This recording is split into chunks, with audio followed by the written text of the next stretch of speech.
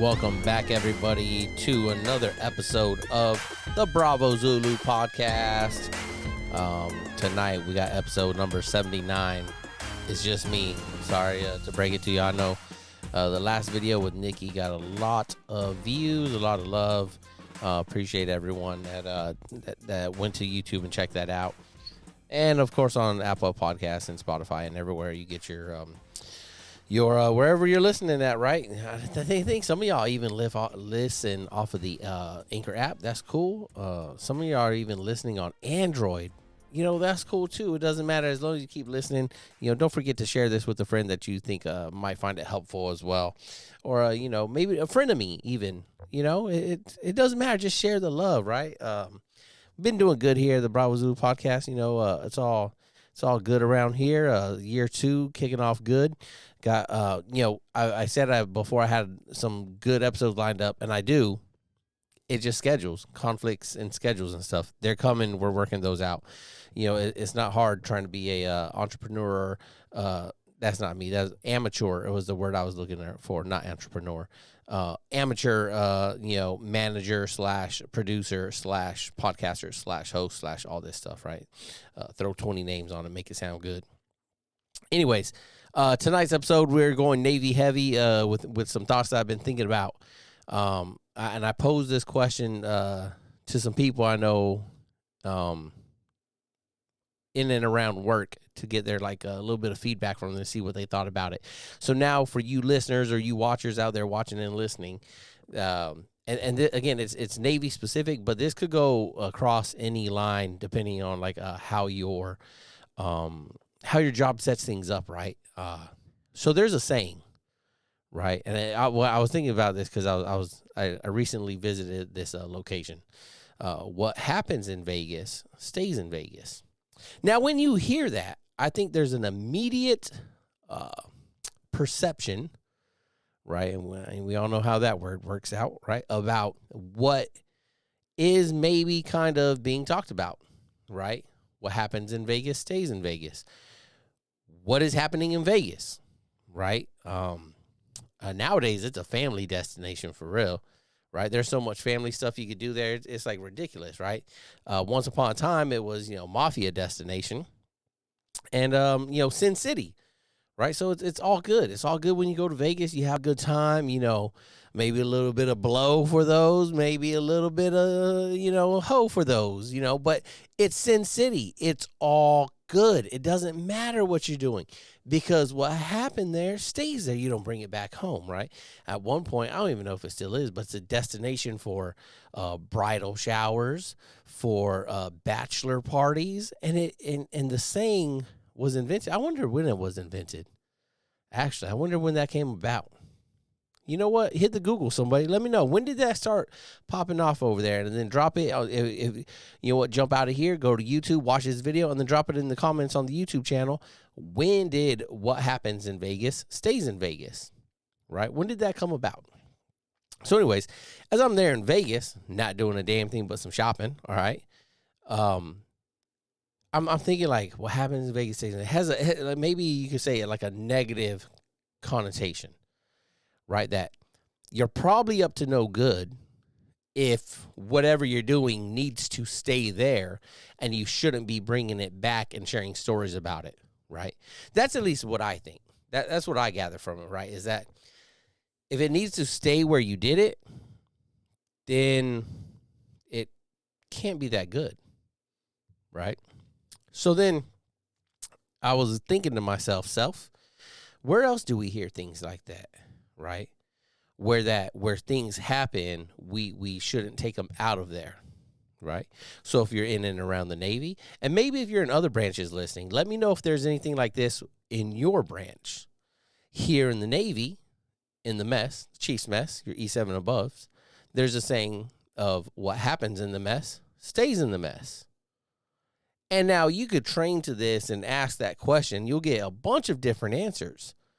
But And when I asked the question, I got a lot of different answers, and none of them were wrong, and none of them were necessarily right. It's a matter of opinion on how you take this, right? So I'm sitting there when we say that, what exactly are we meaning, and why do we say it, right?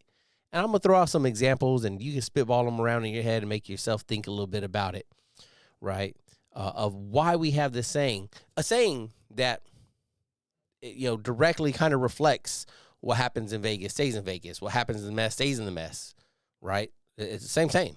Okay, so what are we talking about here? One, if I take it the Vegas side, right, is that what happens there stays there because it might not be good, right? Someone else told me, well, maybe it's if there's a disagreement there, it stays there and it doesn't trickle out and affect the ship or, morale around the ship, which is an awesome answer, right? Because if you are having disagreements or anything like that, that's why the mess should be there, is so you can have those disagreements behind closed doors and it doesn't trickle out and affect the crew or what the crew thinks, right? So the crew can, doesn't have to see you being in a mess, right? Disgruntled, maybe not getting along, maybe whatever. You're supposed to handle that in those closed door situations. But I think as a junior sailor, oftentimes when we hear about toxic leadership and how Chief's Mess isn't there for the junior sailor and all the bad things that you can get to talking about, right? Maybe that goes back to like this, what happens in the mess stays in the mess. Not just a saying, but maybe an attitude that's out there, right? And I know if you listen, you're like, here he goes again, fucking dogging on the mess. I'm not dogging on the mess. I'm just asking a question. And it's one of those, like, if it touches your heart and that's what you're thinking, maybe, right? Hey, Gary, if it touches your heart, what'd you say? If it touches your heart, then maybe it's touching because there's something to touch there, right? I don't feel no way about it. I mean, hey, I'm not doing anything in the mess that needs to be hidden, right? Now, that'll go into the second part of it, or this other part of the argument that I had, right, was the discussion. If you automatically put a negative connotation, a negative perspective on it, then it's going to be negative, and you can't do nothing to change that, really, right? That's what that is, okay? And some sailors are just naturally, they have one bad run-in, and then boom, they're in this negative field of view of the Chiefs Mess, and that's what it is. You can't get them out of that, or it takes a long time to break them out of that and bring them to a better point of view of the Chiefs Mess, all right? But it can be done, but it takes several good chiefs, and then even that, like, what the famous president say, fool me once, shame on you, and fool me twice, shame on me, or something like that, right? So they're always going to have the hesitancy there of like, I mean, I've been having some good chiefs, but I do always remember that one time or those 5 times when I was a junior sailor when I saw this and it was all bad, right? So, and then when we have sayings like, well, what happens in the mess stays in the mess, and then you see headlines talking about fucked up shit that's going on in the mess, whether it's individual or everyone, we all get grouped together, right? I've talked about that. It's like, doesn't matter what group or anything you're part of, you always get all grouped together if there's one bad apple, right? So does having a saying like what happens in the mess stays in the mess, is that a negative or positive like perception of us? Like, what does that do for us? Right? I think some people even coming up who respect chiefs, where they hear it and they're like, yeah, like that's good, because when I get in there, that means that I will be afforded some kind of, swept under the rug kind of deal, maybe, right? Or once I'm there, then, maybe I won't ever fail a PFA again, because, what happens in the mess stays in the mess, right? If I'm only weighing in with the mess, then nothing should happen, right? I don't know. You tell me. But then on the other hand, what I proposed to the people was some of those things that are happening in the mess that should not come out of the mess, which I agree, there are things that should not come out. Aren't those more like just professional acts of being a professional, right? For instance, it's professional in the civilian workforce to not talk about salary, right?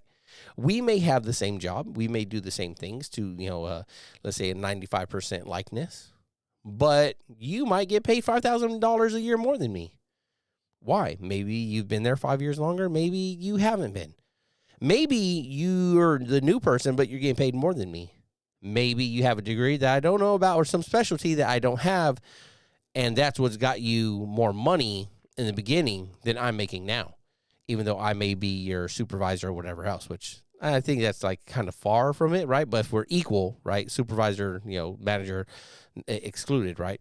We're doing the same job, 95% within the same reason, right? I've just been there. Like, you make more. Are you, the professional, supposed to be coming around like, hey, man, how much you get paid? Oh, I just started. I got $95,000. And I'm sitting there like, what the fuck? This guy's getting paid 95 and I'm getting 90, 85, 80, whatever. And he just started. What do you think I'm going to be doing? I'm going to be pissed, one, and I'm going to be going to ask for my raise. And whether they give me that raise or not, and they find value in me and not to give me that raise and keep me on, right? It's unprofessional to talk about salary, right? In the military, we have the what's the word? It's nice that we don't have to wonder very much, right?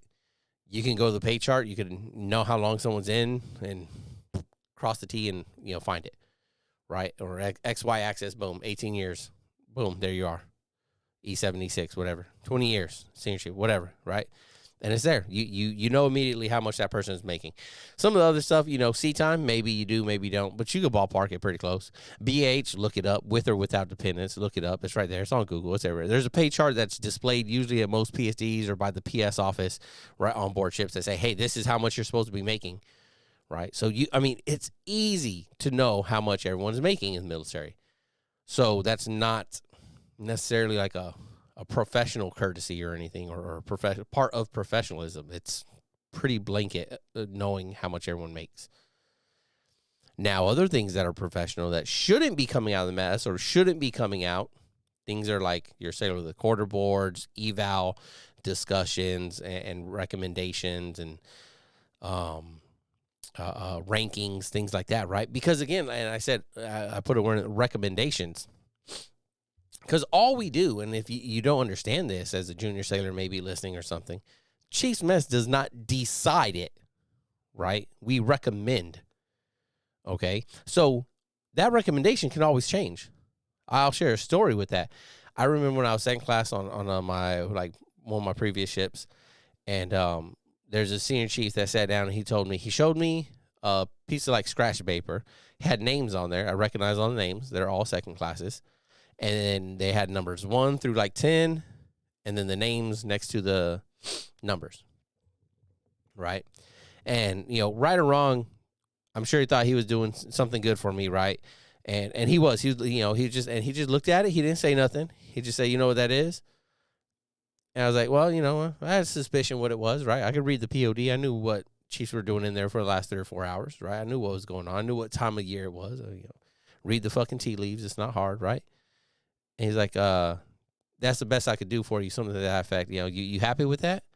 I was like, yeah, sure. Wasn't bad, right? Whatever, okay. It was like number 6 or something. My name was next to number 6 or something, right? Cool, whatever, right? Like, kind of shocked that he would be sharing that with me, but also, whatever. Okay, you shared it with me. I'm not going to run around. And then again, professionalism, me knowing it, and not saying that person wasn't being professional, but he made the choice to share that with me. All right, that's his decision for whatever reason. He would have to explain it to people.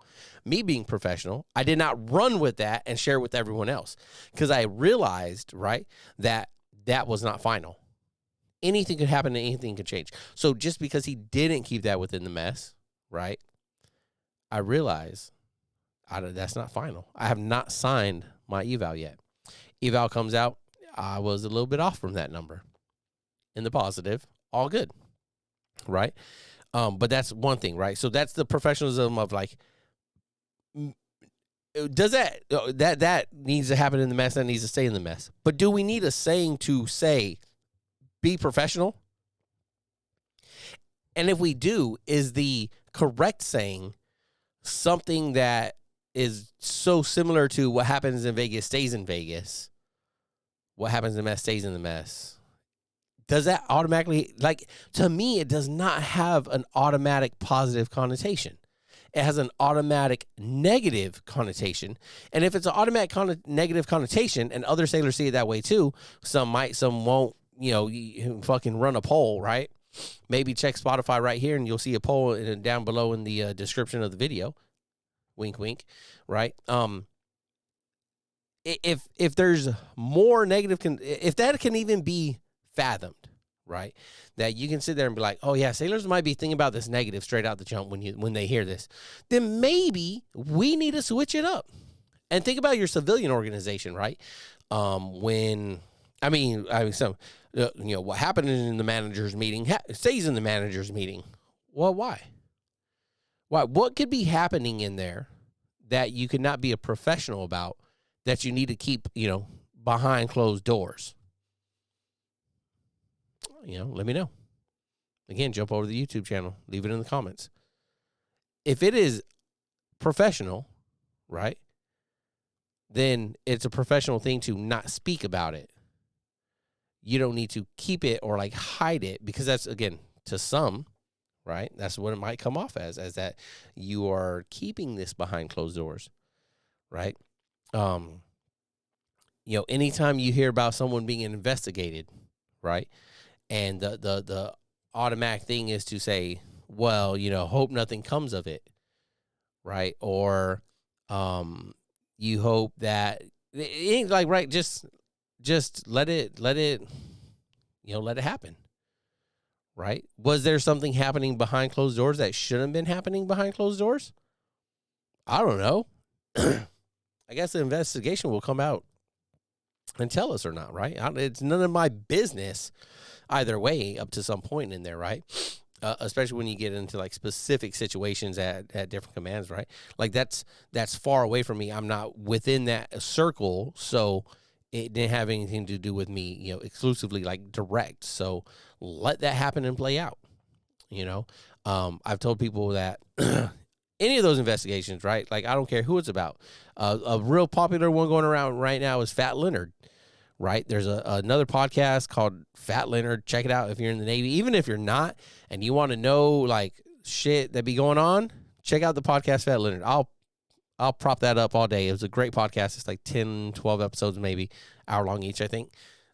Maybe 30 minutes, something like that. Great podcast, Fat Leonard. Check it out. But anyways, a lot of people investigated. Let those cookies crumble, and see what happens, right? Again, and so in that circle, right, is there that is a lot of wardroom officers of the flag level and 06 and oh my God, just all kinds of people that were hemmed up for that, right? Continually, still being looked into and investigated, and right, is there a wardroom? What happens in the wardroom stays in the wardroom? Saying, I've never heard of it. Again, you let me know. Right, I guess I'll have to ask the missus upstairs. Excuse me, nose is itchy. But right. So if they don't have a saying like that, why do we?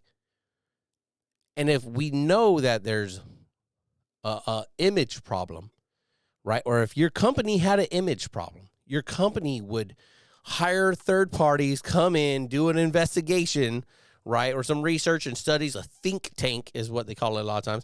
And they'd find out okay, what's wrong with your image? And they'd rebrand you and they'd come up with a better saying, right? What was Google's don't be evil. And then it just turned to be nice or something. So you can still be evil, be nice. I don't know. Check it out. You've heard about it. But so that being said, right? When you hear things give me some answers here. When you hear what happens in Vegas stays in Vegas, what does your mind automatically jump to? Fucking Hangover, right? The movie, everyone, great movie, cult classic. Is that what you're thinking? Mike Tyson, Tigers, is that what you're thinking? Are you thinking falling asleep on the roof on a mattress? Or if your head jumps to that, great movie, look like they would have a good time. I'm sure anyone listening would have a good time having that kind of, fun night in Vegas. Probably not what the image that we in the military want to be displaying, right? That is what happened in Vegas should stay in Vegas, except they're missing teeth and stuff. So if the mess had a night like that, probably not good. That's probably not what we should be talking about when we say happens in the mess, stays in the mess. Okay. Professionalism should not stay in the mess. That should carry outside of the mess. Professionalism within your workspace. I know I have some professionals listening. You let me know again. Like, I'd love to hear back from you. Get on Facebook page or get over to YouTube, watch this, and then let me know in the comments. And I'll get back to you. I'll respond. Right? Like, professionalism isn't for only the closed door meeting. Professionalism is to leave there, right? And so are you saying that we're professional in there and outside of there, right? I don't know, right? Going back, I could get behind saying that the decisions and the arguments and the way we get to decisions are left in there, right? The ugly part of it, right? A lot of people like the way you make the sausage, right? Including the bolt to the head, boom, to the little piggy or something. Like, you're saying that wants to stay in there. I can give it behind that, right? But again, that goes more like it's just professionalism, right? Professionalism says that you discuss, argue, get mad, call names. Probably not in some branches, right? Looking at you, Air Force.